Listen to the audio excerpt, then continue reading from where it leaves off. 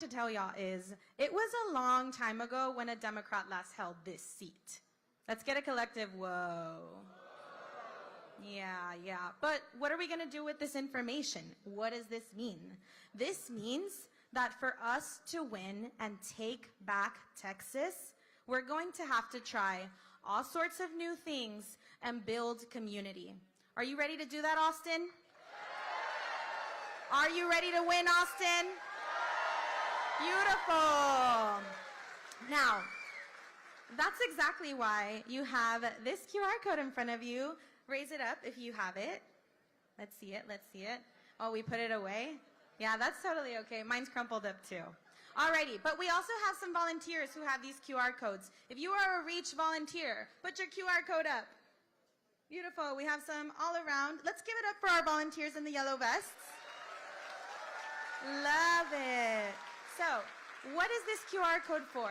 This QR code, I know QR codes might seem like, hey, it's technology and it's all these weird things, but it's actually a key to community. So this QR code, what it will do, it leads to an app called REACH. You'll download this app and then it'll upload your contacts and connect them to publicly available Texas voter files, where then you can send these texts out and remind folks to vote for James during early voting and on March 3rd. How does that sound? Now, I know it sounds like there's a little bit of hesitation. Trust me, I feel you. Some questions that are coming up. Is it going to steal my data? The answer is no. Let's hear it. No. Is it going to send messages on my behalf? The answer is no. Exactly. Is it going to... No, it won't do that either. Thanks for that question. Love it. Alrighty, y'all. And let me tell you, I do this because I think about someone very important and special in my life. And I want y'all to think about the important and special people in your lives. For me, it's my tia Lupita. She was the hardest working Texan I ever knew. She immigrated here and was the first person in my family to immigrate. To Houston, all by yourself, very tiny, older lady. Yeah, let's do a collective aw. Yeah, I love my tia Lupita. Do y'all have someone you love? Yes, let's do it. I know y'all have someone you love. Beautiful. So now, are y'all ready to win? Are y'all ready to build community? Are y'all ready to text your friends? Beautiful. So let's make sure we do that. And now we're ready to hear from Williamson County Rep John Busey. Let's give it up for him.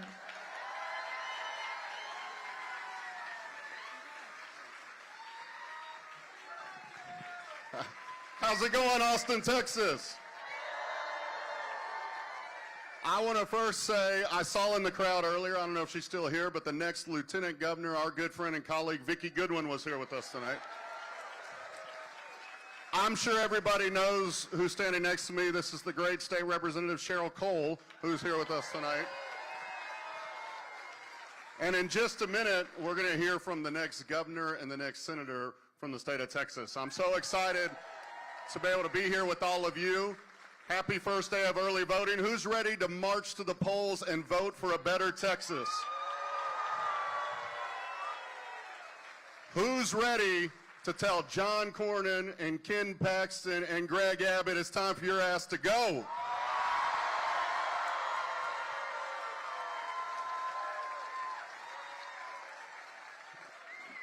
Before we bring up the next governor, I want to just say a few words about my really good friend and desk mate. In the Texas legislature, there's 150 of us, 149 on the floor, and you're assigned two to a desk. And you spend hours and hours and hours, too much time, sitting next to that person that's your desk mate. In 8 years, we've spent over 600 days and nights as desk mates together. And when you spend that much time with someone, you get to truly know who they are. You get to know James's family, whose mom and dad are somewhere here in the crowd with us tonight, over here to my right. He gets to know my children and my family. We spend a lot of time getting to know deep about who the person is. We're there all night many times. But you also get to know what kind of elected official they are and what kind of fighter they are. When you're at 3 a.m. and votes are being cast and nobody's watching, you get to see who someone truly is. When you watch them that close and personal, you get to know that James Talarico is someone who has never forgotten who sent him to the Capitol, and he's never forgotten who he's there to fight for. He's a fighter. He's savvy. He's better than me with words. He's tactful. He knows how to stand up to power, but he also knows how to work across the aisle to get things done. He's a great friend. He's been a great desk mate, and I can't wait, with the help of this room and rooms just like this all across the state, we're going to make James Talarico the next U.S. Senator from Texas.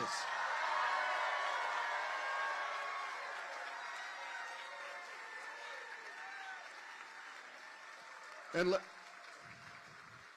let me say something about the next governor from Texas, who sits just to the other side of James. We've spent 8 years in the fight together, fighting for voting rights, standing up to this state's leaders coming after this great city of Austin and fighting to protect it, fighting to protect education and abortion rights and health care access, and making a better Texas for all, because if we elect a new governor, we can make these things true. We can work together to make sure that Texas is no longer bought and paid for, but that Texas is a state that can be as good as its promise, and that the table can be big enough for every single one of us. Help me welcome to the stage the next governor of Texas, Representative Gina Hinojosa. Good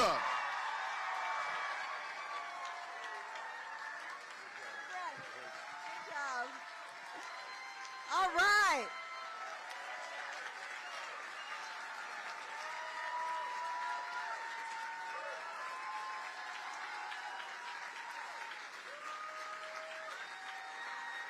Thank you.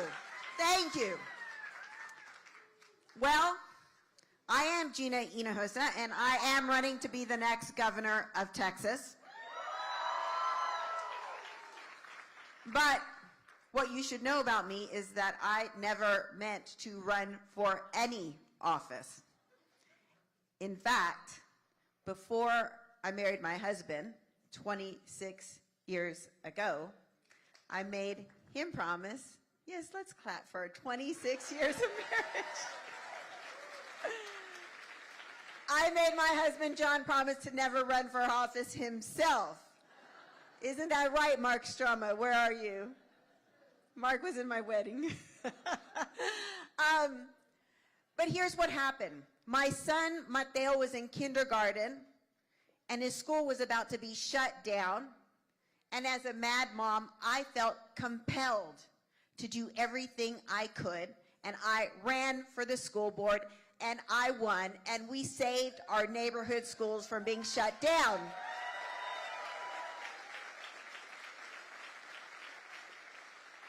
And I want to take a minute to share the wonderful news that was released today, that here in our Austin Independent School District, the Texas Education Agency finally relinquished control of our school district.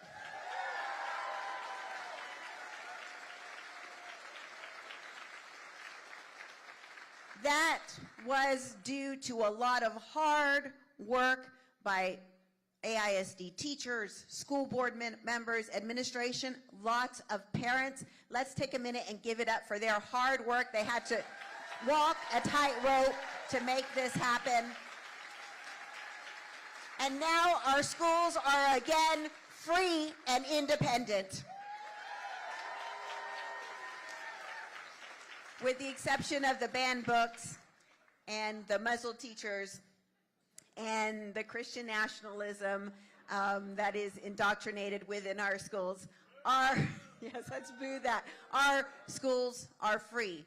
I thought I would stay there for a long time. We did great things for kids on the Austin ISD school board, but then I realized that the reason why our schools are shutting down in Austin and all over this state is because the state, under Greg Abbott's leadership, they take our money, boo, and they don't invest it back in our schools and our community. So I got mad again, and I felt compelled to do everything I could about it, and I ran for the Texas House, and I won. And thank you to all of you who helped me with those successes. Thank you so much. And for the last almost 10 years, I have been in the House. I have been working with my colleagues, John Busey, Cheryl Cole, Vicki Goodwin, James Talarico. We have been in the trenches, fighting the fight, playing defense, and really punching above our weight in lots of ways. We are a scrappy bunch.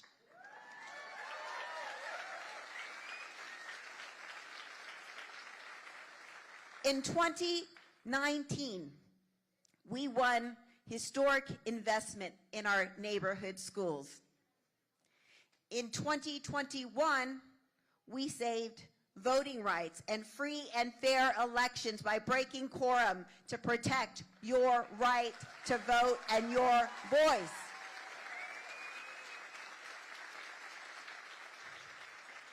In 2023, I was proud to co-chair the effort with James Talarico to fight Greg Abbott's voucher scam, and we beat Greg Abbott's voucher scam. That regular session, that first special session, that second special session, that third special session, and that fourth special session.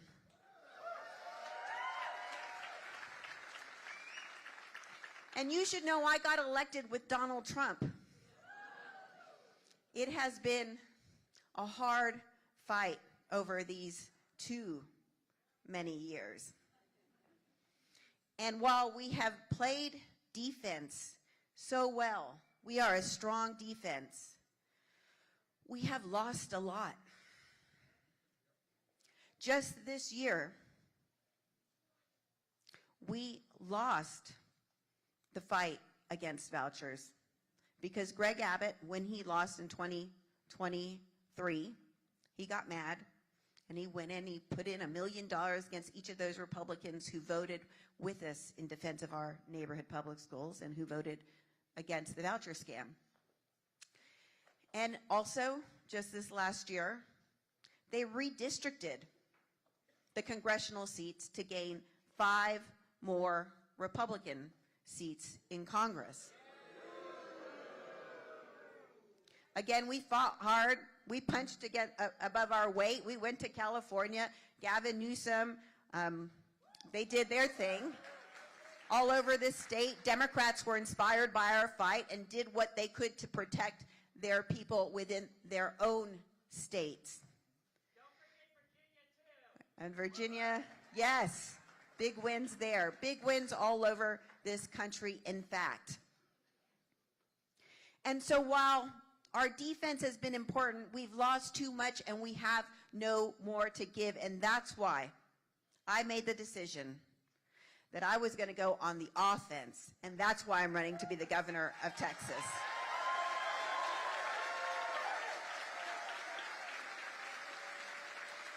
Because it's time we had a governor that lifted up the people of Texas instead of the weak governor that we have that tries to divide us and punch down to distract from his corruption. That is the governor I will be, and let me tell you what is possible. John Busey and James Talarico, they got elected in 2018. 2018 was the last time we had a midterm election with Trump in the White House. We swept in Texas. Democrats picked up 12 seats in the Texas House.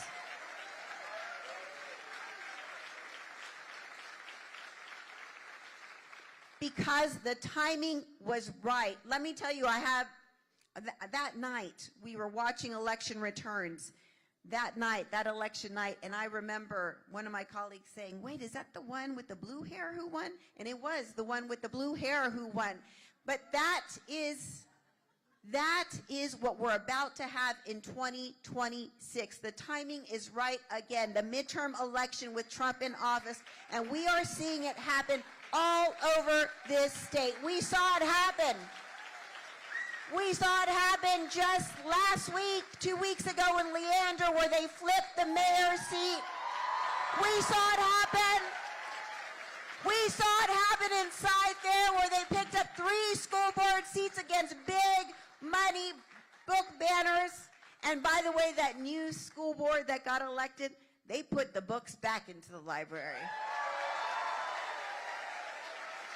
We saw it happen about 10 days ago in Tarrant County with the election of Taylor Ramette to an open Texas Senate seat. So don't let them tell you it can't happen in Texas, because it already is. And the thing about it is that this 2026 election might be our last best chance to make wins for our communities, for our families, and for ourselves. And let me tell you why. Because by the end of the decade, Texas will gain 4 or 5 more congressional seats, because we are growing faster than all the other states. We are growing faster than the blue states. And so through the next census, we will earn 4 to 5 new congressional seats. Those congressional seats equate to electoral votes. And so here's what happens if we don't flip by the end of the decade, and this midterm election will be our best chance to do that. There cannot be Democratic control of Congress for a generation. And because, again, those congressional seats equate to electoral votes, there cannot be Democratic control of the White House for a generation. And we know this, so do our Republican colleagues, because just within the last week, the chair of the House Redistricting Committee, Todd Hunter, went on an interview and he said, you know what we're going to do in anticipation of that? We're going to start redistricting again in 2027, right after this election. That is the opportunity and, yes, the responsibility on our shoulders in this midterm election. But here's the thing. Here's what Greg Abbott didn't count on when he turned his back on our neighborhood public schools, when he turned his back on the children of Texas, when Greg Abbott turned his back on the people of Texas. He forgot something very important. No matter how hard he tries, no matter how much he wants, he can't gerrymander the governor's election.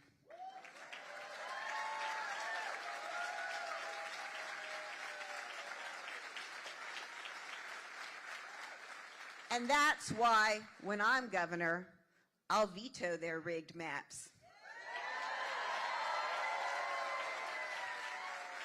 And the other thing they forgot is no matter how hard they try, they cannot gerrymander the U.S. Senate seat. And so I am so proud to introduce my friend and colleague and fighter for our neighborhood public schools and for our Texas kids, James Talarico.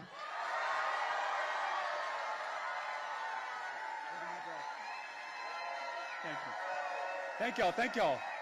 It's so good to be back in Austin, Texas. Thank y'all. Thank you. Thank you. Thank you. Thank you to Representatives John Busey and Cheryl Cole. Thank you to our next governor, Gina Hinojosa.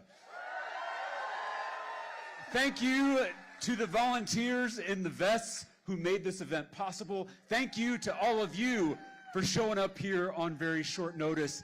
Tonight is a very special night. One, I want to wish those who celebrate a happy first night of Ramadan and a happy Lunar New Year. I also, it was mentioned that my parents are here, my mom and my dad. I want to wish them a very happy anniversary, wherever they are. And on this very special night, we are launching our Take Back Texas tour. We are hitting the road.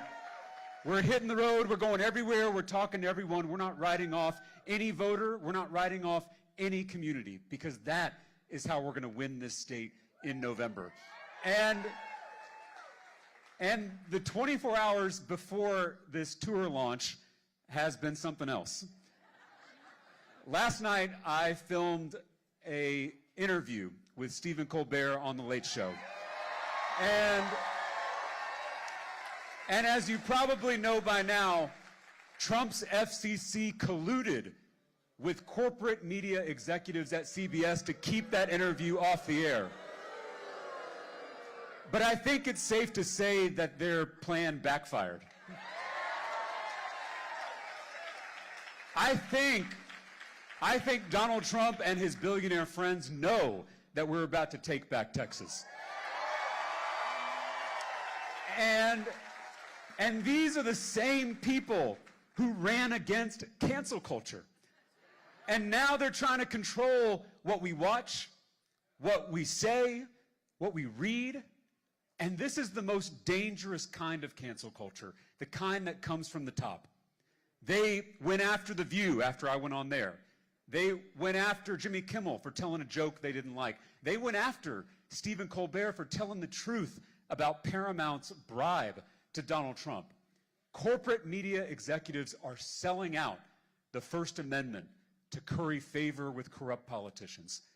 A threat to any of our First Amendment rights is a threat to all of our First Amendment rights. Whether you're a Democrat or Republican, whether you're conservative or progressive, the real fight in this country is not left versus right, it's top versus bottom.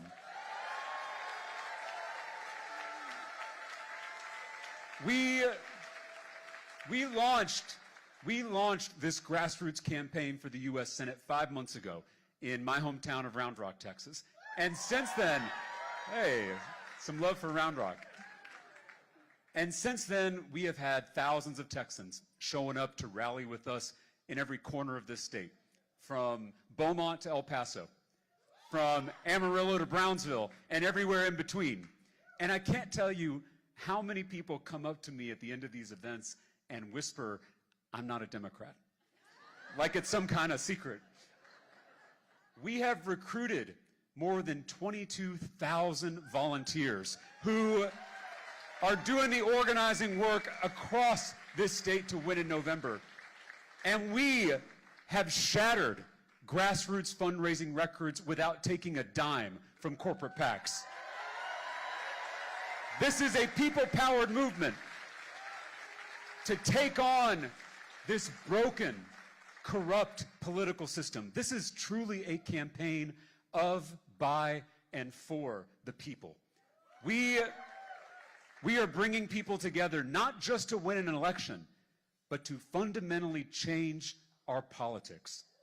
Our country is so divided that we can't even share the Super Bowl anymore. 2 different halftime shows for 2 different Americas in 2 different realities. Bad Bunny, one of my favorite artists, put on one of the best Super Bowl halftime shows of all time. And then I saw Kid Rock, someone I grew up listening to. I saw that he put on a counter concert, which I didn't even know that was a thing. What compels people to protest that beautiful halftime show? I think it's fear. Fear of the unknown, fear of change, fears that we all struggle with. But there was nothing to be afraid of in that halftime show.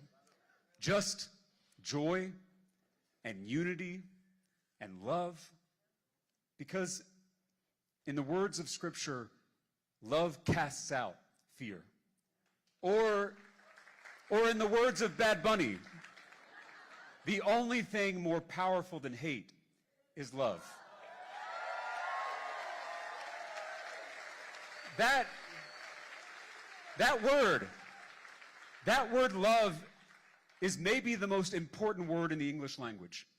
It's certainly the most important word in all of our lives. And yet, we rarely hear it spoken in our politics. My granddad was a Baptist preacher in South Texas, and he told me when I was real little that we're supposed to follow Jesus' 2 commandments, to love God and love neighbor. Jesus could have told us to love our immediate family members or our close friends. Those would have been easier commandments to follow. But he told us to love our neighbors, and that's inherently a public thing. It's what led me to public service, first as a public school teacher on the west side of San Antonio, and now as a public official. 8 years ago, I launched my very first campaign for the Texas House back home in Williamson County. And back then, I was told the race was unwinnable. I was told flipping a Trump district was impossible. I was told I was too young. I was told I didn't have the money or the connections to win. I was the underdog in that race.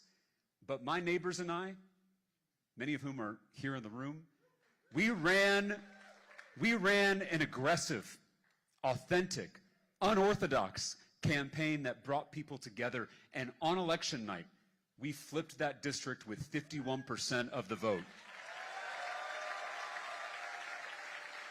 And as a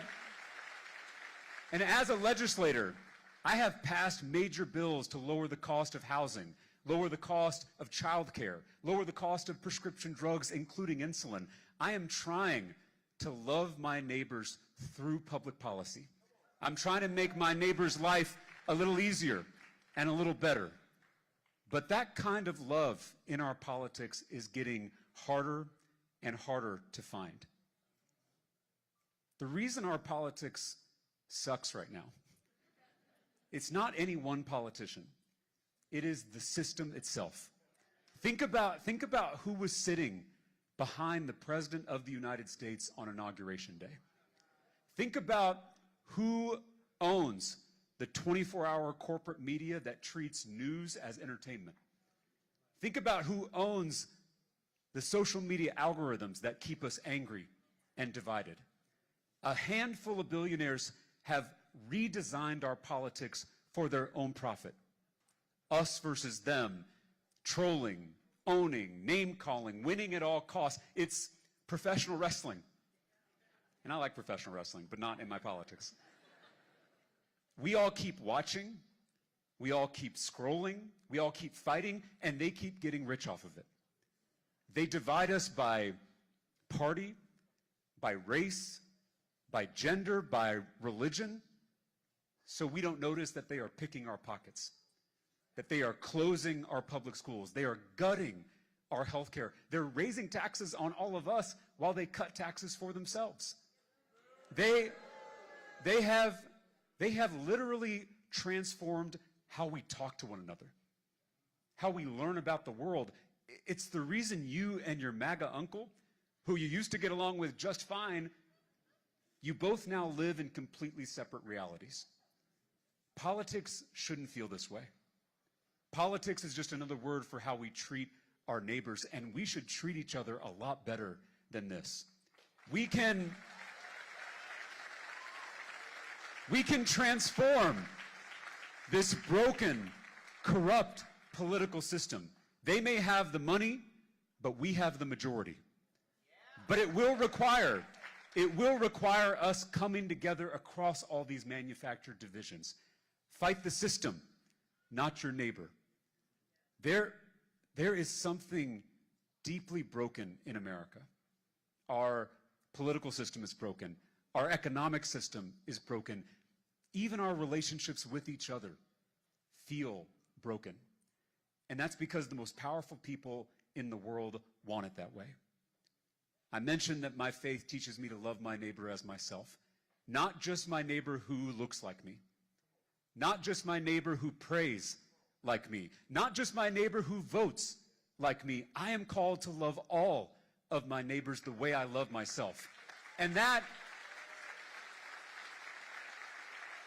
that's because despite our many differences, despite our many disagreements, we all want the same things.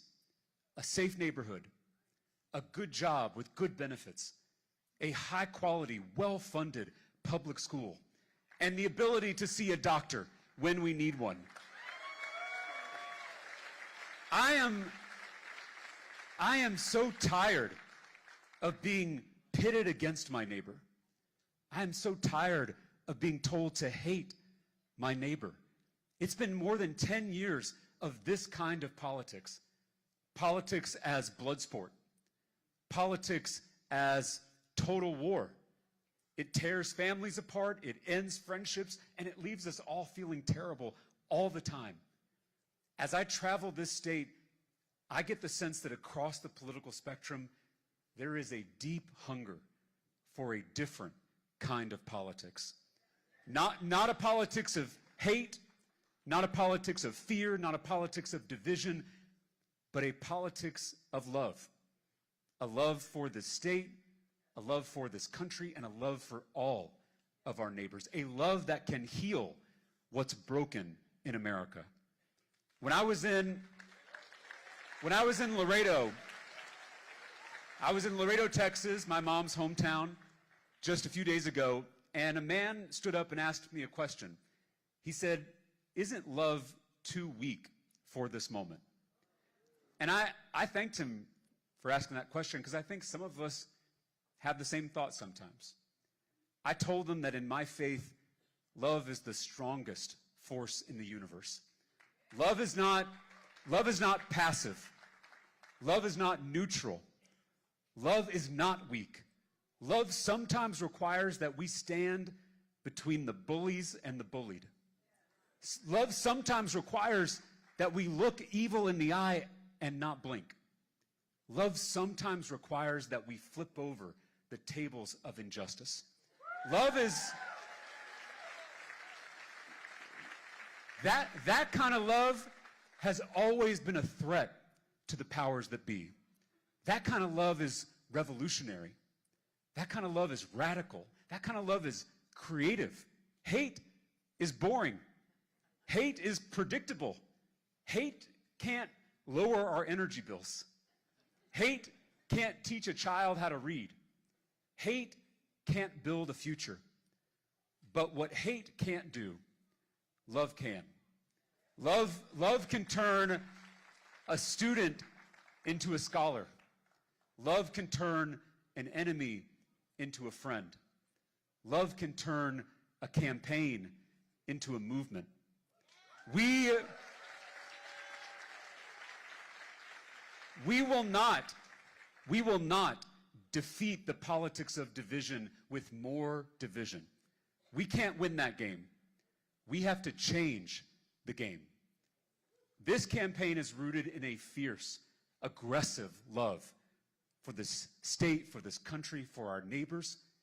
And in my experience, when you extend an open hand rather than a closed fist, you'll be surprised by who takes that hand. If you hate politics and you've never voted before, you have a place in this campaign. If you have voted for Democrats, but you're tired of DC Democrats always folding, you have a place in this campaign. And if you voted for Donald Trump, but you are fed up with the extremism and the corruption in our government, you have a place in this campaign.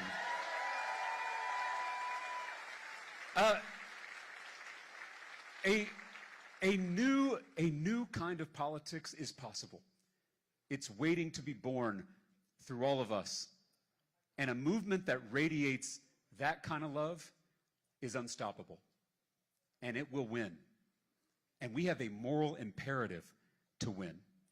As we speak, we are seeing the consequences of losing elections all over this country. We have a secret police force terrorizing our neighbors here in Texas and across America.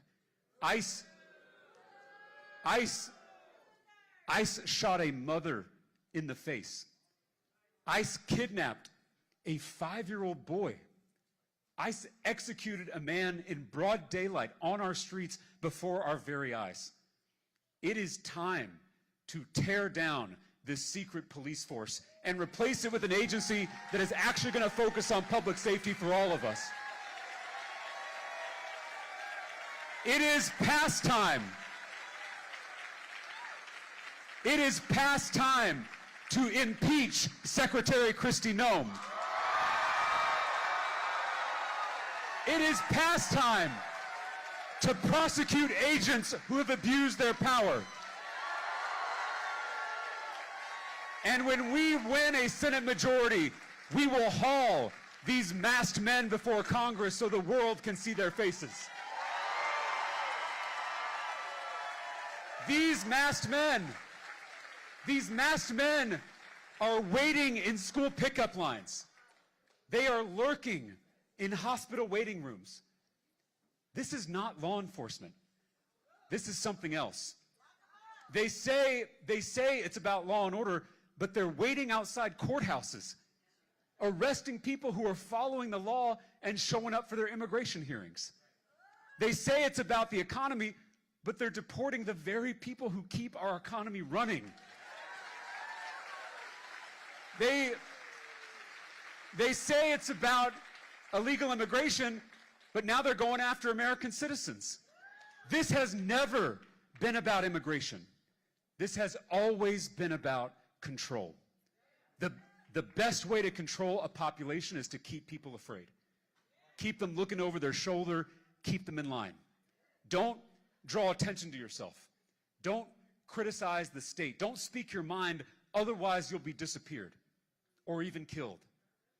No more secret police. No more masked men. No more disappearing people. This is the United States of America. We're not supposed to fear our government. Our government is supposed to fear us.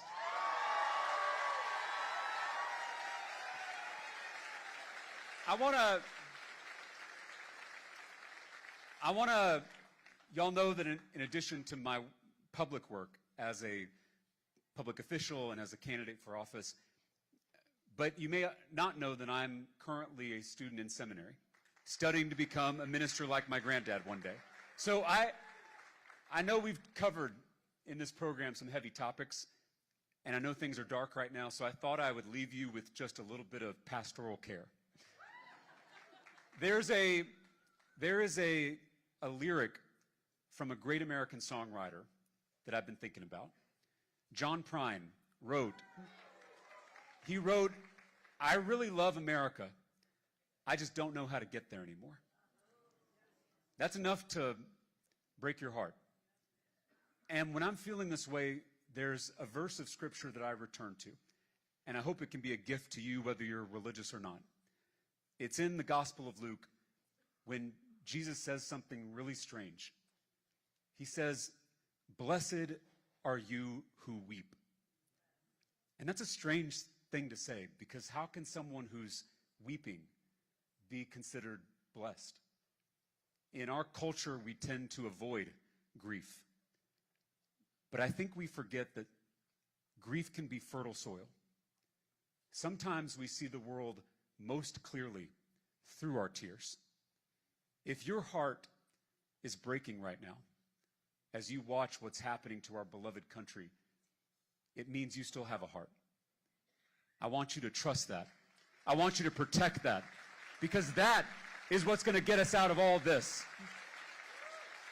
There has never been a more important time to be a human being.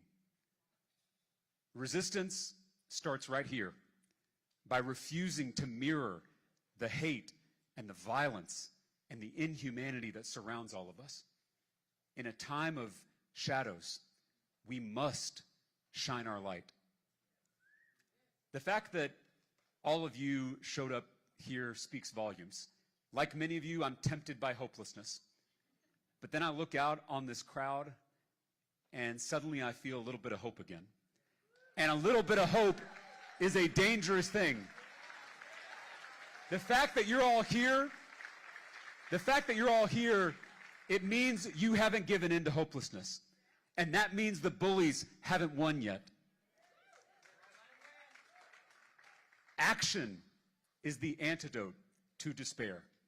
You can't wring your hands when you're rolling up your sleeves. We have a lot of work to do, Austin, but together we will win this election. We will take back our state, and we will take back our country. Because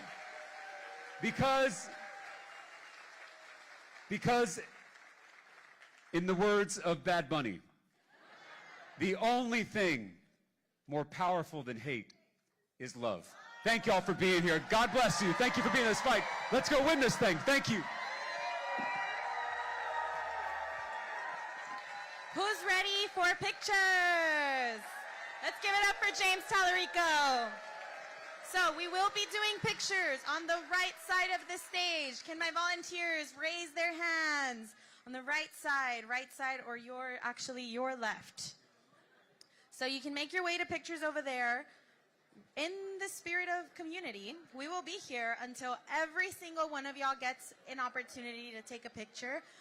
Note on that, James will be live tonight on MS Now, so we will need to take a break. Yeah, let's give it up for MS Now.